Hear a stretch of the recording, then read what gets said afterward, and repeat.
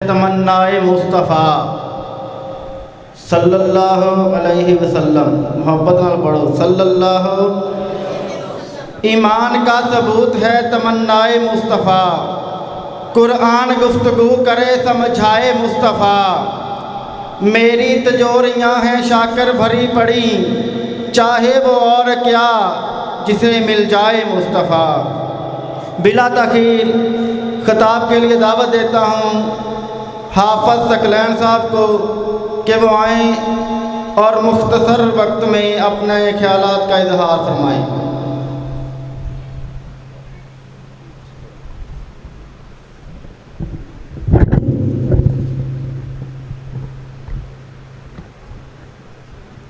السلام علیکم ورحمۃ اللہ وبرکاتہ۔ الحمد للہ الواحد القہار الذی من علینا بإنزال الحدیث والقرآن، والصلاة والسلام علی سید الانس والجان وعلی آلہ وصحبہ الذین قابلوا الایمان بالجنان۔ اما بعد فاعوذ باللہ من الشیطان الرجیم، بسم اللہ الرحمن الرحیم۔ قال اللہ تبارک و تعالی فی القرآن المجید وفی القرآن الحمید، ورضی اللہ عنہم ورضوا عنہ، وقال النبی رسول اللہ صلی اللہ علیہ وآلہ وسلم، لا تمس النار مسلما من رآنی او رآ من رآن۔ خون سے چراغ دین جلایا صحابہ نے، خون سے چراغ دین جلایا صحابہ نے، محمد سے وفا کو خوب نبھایا صحابہ نے۔ او یارو بدر و احد میں خون بہایا صحابہ نے۔ او مومنوں ایسی نماز کون ادا کرے گا زمانے میں، سجدہ کیا تو سر نہ اٹھایا صحابہ نے۔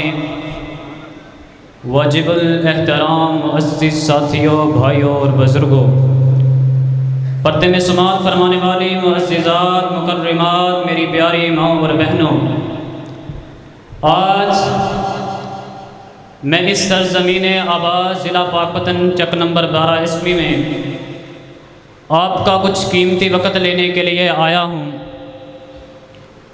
بلوچ فیملی کا مجھے حکم ہوا کہ حضرت صاحب اگر آپ 7 سے 8 منٹ کے اندر عظمت صحابہ پر ٹنکا بجا ڈالیں تو جلسہ کے اندر بہار آ جائے گی۔ تو انشاءاللہ میں نے اپنے بھائیوں کا حکم پورا کرنا ہے۔ اللہ سے دعا ہے کہ اللہ جو کچھ بیان کروں صحیح بیان کرنے کی توفیق عطا فرمانا۔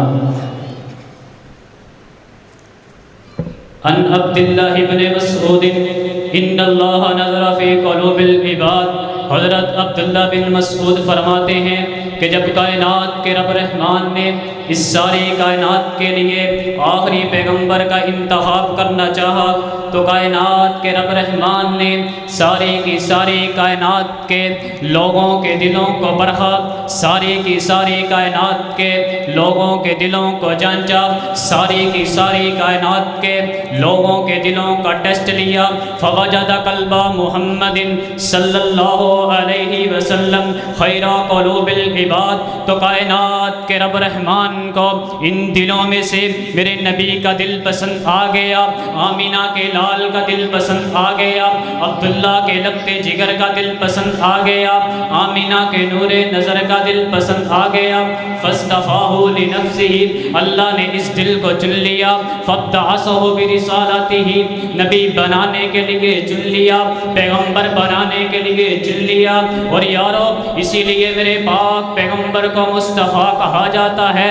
مصطفیٰ کا معنی چنا ہوا، اور اب میرے نبی مصطفیٰ نہیں بلکہ المصطفیٰ کا معنی یہ بنا کہ میرے پاک پیغمبر کے لیے جو کچھ بھی آیا چنا ہوا آیا۔ یہ سنیے تو صحیح نا کہ کائنات کے رب رحمان نے جب اس ساری کائنات کے لیے آخری پیغمبر کا انتخاب فرما لیا، ثم نظر فی قلوب العباد، تو پھر ساری کی ساری کائنات کے لوگوں کے دلوں کو پرکھا، لوگوں کے دلوں کو جانچا اور ان کے دلوں کا ٹیسٹ لیا، فوجد قلوب اصحاب محمد خیر قلوب العباد، تو کائنات کے رب رحمان کو ان دلوں میں سے میرے نبی کے یاروں کے دل پسند آ گئے، میرے نبی کے حبداروں کے دل پسند آ گئے، میرے نبی کے جانثاروں کے دل پسند آ گئے۔ کائنات کے رب رحمان نے ان دلوں کا انتخاب فرما کر کے میرے نبی کو عطا کر دیا۔ یہ سنیے تو صحیح نا، کائنات کے رب رحمان نے حضرت ابوبکر صدیق کو میرے نبی کے لیے بنو تیم سے چن لیا، حضرت فاروق اعظم کو بنو حدیث سے چن لیا، حضرت عثمان کو بنو امیہ سے چن لیا، حضرت علی کو قریش سے چن لیا، حضرت بلال کو حبشہ کی تپتی سرزمینوں سے چن لیا۔ کعبہ کے رب رحمان کی قسم، وہ یارو ایک بہت بڑی جماعت گلی کوچوں چورستوں چراہوں میں نعوذ باللہ صحابہ کرام رضوان اللہ اجمعین کو گالیاں دیتی نظر آتی ہے، کہتی ہے کہ میرے نبی کے یار نعوذ باللہ مرتد ہو گئے۔ اور سن لے، اگر میرے نبی کے یار مرتد تھے تو مجھے ذرا بول کر کے بتلا حضرت زنیرہ نے اپنی آنکھیں کیوں نکلوا دیں؟ اگر میرے نبی کے یار مرتد تھے تو حضرت بلال تپتے انگاروں پر احد احد کا نعرہ کیوں لگاتا رہا؟ اگر میرے نبی کے یار مرتد تھے تو حضرت سمیہ کے جسم کے 2 ٹکڑے کیوں کر دیے گئے؟ اگر میرے نبی کے یار مرتد تھے، حضرت ام عمارہ کو اونٹوں کے ساتھ باندھ کر کے کیوں شہید کر دیا گیا؟ آپ کہیں گے ہمیں دلیل چاہیے، آئیے میں دلیل دیتا ہوں۔ میرے نبی بدر کے مقام کا جائزہ لے رہے ہیں، اللہ کے نبی نے بدر کے مقام کا جائزہ لیتے ہوئے ایک ریت کا ٹیلہ دیکھا، آقا نے اعلان فرما دیا، اے میرے صحابہ اس ریت کے ٹیلے پر میرا خیمہ لگا دیا جائے۔ آقا کے لیے اس ریت کے ٹیلے پر خیمہ لگا دیا گیا، اور خیمہ وہ لگایا گیا جس کی چھت کوئی نہ ہو، ایسے خیمے کو عربی کے اندر عریش کہتے ہیں۔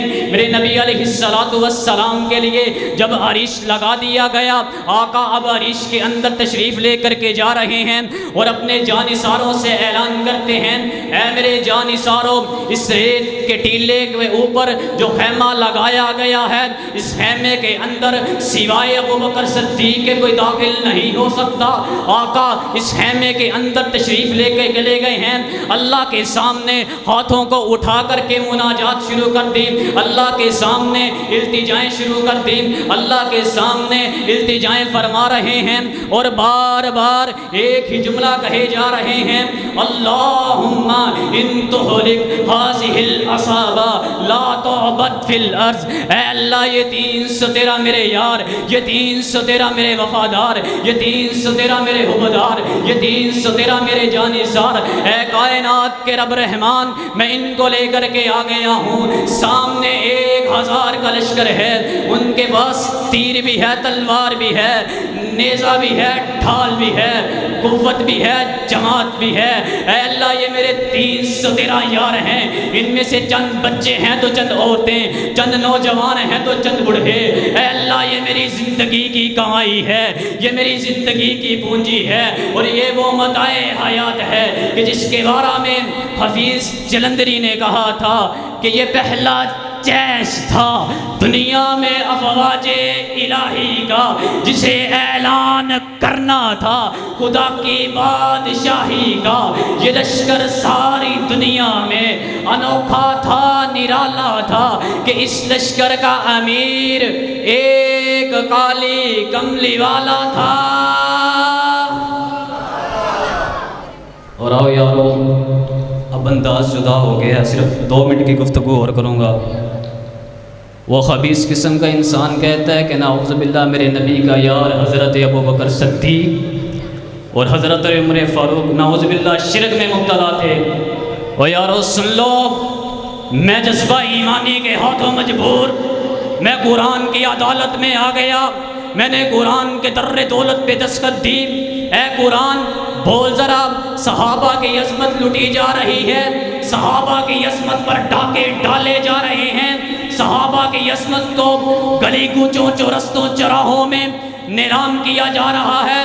لیکن میں پہلے تاریخ والوں سے سوال کرنا چاہتا ہوں، وہ تاریخ کی بات کرتے ہیں کہ تاریخ میں یوں آیا، تاریخ میں یوں آیا، تاریخ میں یوں آیا۔ اور یار سن لے، اگر کوئی تاریخ حضرت ابوبکر صدیق کی صداقت کو نہیں مانتی، حضرت فاروق اعظم کی عدالت کو نہیں مانتی، حضرت عثمان کی صحابت کو نہیں مانتی، حضرت علی المرتضیٰ کی شجاعت کو نہیں مانتی، حضرت بلال کی اذان کو نہیں مانتی، تو سن لو ایسی تاریخ کو ہم بھی نہیں مانتے۔ اور اگر کوئی تاریخ حضرت بلال کی اذان کو مانتی ہے، حضرت عثمان کی صحابت کو مانتی ہے، حضرت عمر کی شجاعت کو مانتی ہے، حضرت ابوبکر صدیق کی صداقت کو مانتی ہے، تو ایسی تاریخ کو ہم اپنے ذہن کے اندر ریکارڈ کرنے کی استطاعت رکھتے ہیں، ایسی تاریخ کو ہم اپنے سینے سے لگانے کے لیے تیار ہیں۔ اور وہ خبیث قسم کا انسان مرزا جیلمی کمرے کے اندر بیٹھ کر کے صحابہ کی عظمت پر بکواس بکتا ہے۔ اور سن لے، اگر تو نے اپنی ماں کا دودھ پیا ہے تو آج اس مسافر ابن مسافر کی للکار کو سن۔ میں جذبہ ایمانی کے ہاتھوں مجبور ہوں، میں تجھے یہ للکار دے رہا ہوں۔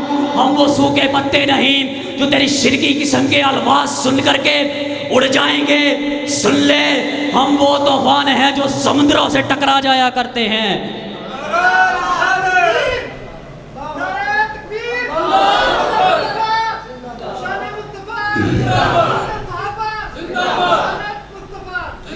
اور یہ میں پیغام دے دینا چاہتا ہوں کہ ہم کو مسلمانوں نے نہیں جنا، ہم نے صابرہ ماؤں کا دودھ پیا ہے، جنہوں نے ہمارے پیدا ہوتے ہی ہمارے ذہن کے اندر اس بات کو ڈال دیا تھا کہ بیٹا اللہ کی رضا کے لیے دنیا میں آیا ہے، کائنات کے رب رحمان کے لیے، اس کے پیارے حبیب کے لیے، حبیب کے صحابہ کے لیے اس دنیا سے کٹ جانا کل قیامت کا روز ہوگا، میں محشر کا میدان لگا ہوگا، میں کل قیامت والے دن وہاں پر آ کر کے کہوں گی اے اللہ یہ تیرا بندہ تھا، تیرے دین کے لیے رست وہاں سے کٹ کر کے آیا ہے، اور یہ تیرا بندہ تھا، تو نے دیا تھا، تیرے لیے کٹ گیا۔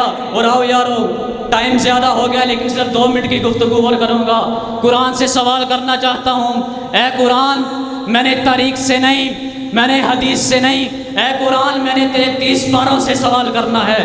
قرآن کے اندر 750 آیات ہیں، اے قرآن تیرے پاس، اے قرآن تیرے پاس 750 آیات ہیں، میں نے تجھ سے سوال کرنا ہے، مجھے صحابہ کی عظمت کا ڈنکا تو سنا۔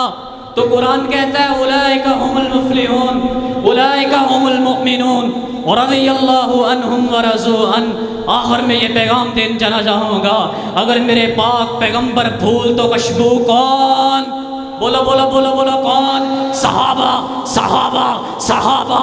اگر میرے نبی قرآن تو تفسیر کون؟ صحابہ صحابہ صحابہ۔ اگر میرے نبی حدیث تو تشریح کون؟ صحابہ صحابہ صحابہ۔